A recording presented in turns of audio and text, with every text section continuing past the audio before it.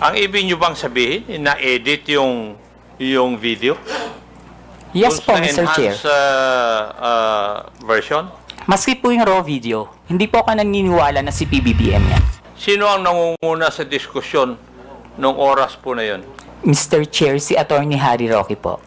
May binanggit din ni Atty. Roque na sinabi niya na kaya niyang magpabagsak ng gobyerno. Yes po, Mr. Chair.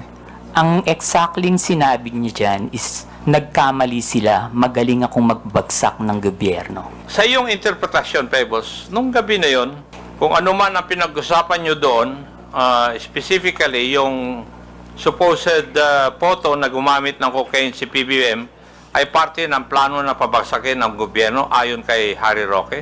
Sa palagay ko po, Mr. Chair, parte po yun ang plano ng gusto nilang pabagsakin ng presidente. Meron din dito sa iyong affidavit. Binanggit mo yung isang raw version at yung enhanced version. Pakipaliwanag po sa amin.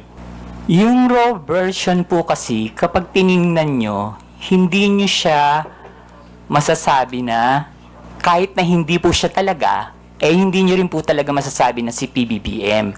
So, in-enhance po nila yung video. Merong sinadyang alteration sa video upang manipulahin at ang itsura ng taong nasa eksena. Yes po, Mr. Chair. Lumalabas na planado ang pagpapakalat ng video para makapanira kay PBBM. Tama po. Yes po, Mr. Chair. Ayon sa iyo, si Harry Roque ang may pakanan dito. Yes po, Mr. Chair. Bakit ka nagsasalita ngayon at bakit ka pumirma ng isang affidavit? Para itama po ang mali.